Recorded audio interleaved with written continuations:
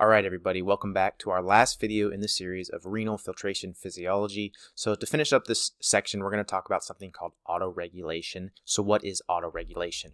Remember before we talked about something called renal blood flow, renal plasma flow, and that is essentially how much fluid is getting to a kidney in a given amount of time. So autoregulation is essentially mechanisms for the kidney to maintain its blood flow over a given range of blood pressures, because we know throughout the day, right, whether we're sitting or standing or exercising, our blood pressure is always changing, but the kidney needs to maintain its renal blood flow because we've previously talked about that the kidney receives a lot of our blood and it's very prone to ischemia, and thus it's very important that the body has mechanisms to limit the time spent or limit the possibility that the kidney is not receiving enough blood, because damage can occur pretty quickly if that were to occur. So there's several mechanisms that we talk about when we think of autoregulation. There are intrinsic mechanisms and extrinsic mechanisms. So the intrinsic mechanisms that we're talking about are the ones we're going to focus on in this video. That's the myogenic mechanism and the tubuloglomerular feedback. But in future videos, we're going to talk about some of the extrinsic mechanisms the kidney can use to regulate itself, and that includes things like the renin, angiotensin aldosterone system, and the sympathetic nervous system. So first, let's look at our graph on the bottom of this page and make sure we understand the variables that we're talking about when we go in to explain how these mechanisms actually work. So first, you can see on the x-axis, we have the mean arterial pressure. So again, this is essentially looking at the systemic blood flow pressure, or the blood pressure that we talk about with patients. And on the y-axis, we have something called renal blood flow, which we've previously talked about, but just a refresher, renal blood flow is the volume of blood that's delivered to the kidneys in a unit of time. So let's look at this graph a little bit, and you can see at really low blood pressures, there is really low renal blood flow. However, we reach a point at approximately 60 to 80 millimeters of mercury where we see this plateau occur in the curve, and we notice we have stable blood flow during this time. And then at much higher levels, between 160 and 200 millimeters of mercury,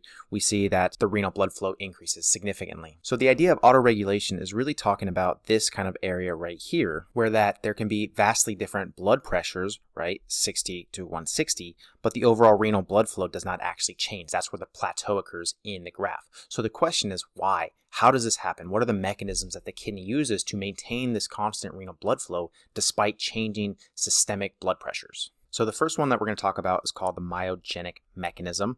So remember, our root words, myo means muscle. So this involves the smooth muscles. This is a stretch response that the kidneys have to increasing blood pressure. So essentially what happens here, if we draw our glomerulus and our Bowman's capsule, what can happen is that we get this increased stretch of the afferent arterioles from increased blood pressure, so that as we have more force, drawing in the green arrow, pushing out on the afferent arterioles, and what happens is reflexively the autoregulation mechanism is that this causes constriction of the smooth muscle in the afferent arteriole to restore renal blood flow. So the response is that we have afferent arterial vasoconstriction, and thus the smooth muscle will contract to essentially bring the vessel back to its normal size. Again, the whole goal of this is to maintain renal blood flow despite changes in blood pressure. And to put this another way, if we think about it in vice versa, what happens if the blood pressure drops? Well, that's going to cause a decreased stretch in the afferent arteriole, and thus its autoregulation mechanism is to essentially do the opposite, and so it's going to vasodilate. Remember, a foundational principle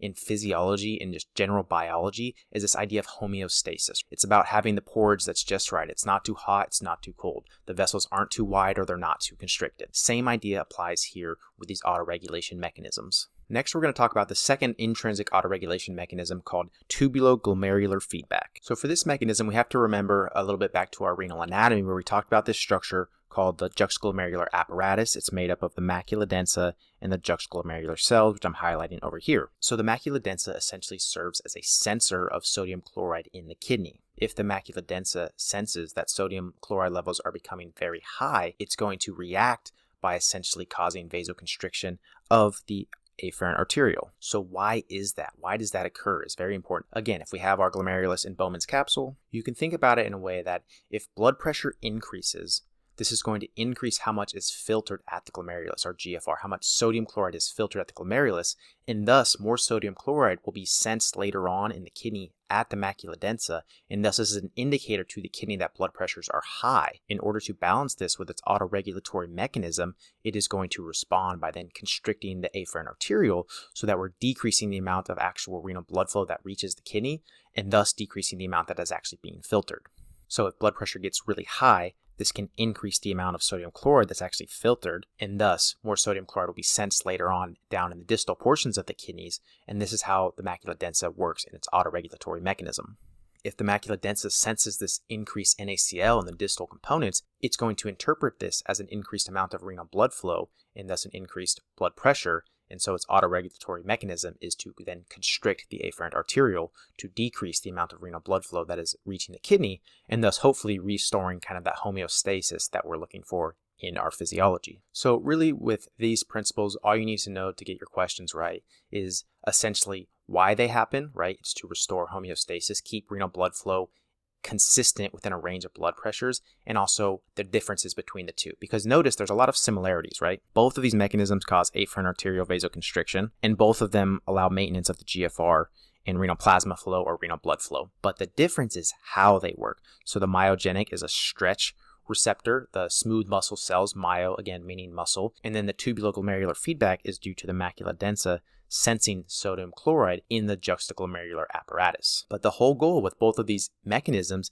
is this idea of autoregulation. Again, maintaining a stable blood flow, stable plasma flow to the kidneys despite changes in our blood pressure throughout the day. All right, that wraps up our section on filtration physiology. I will see you all in the next one.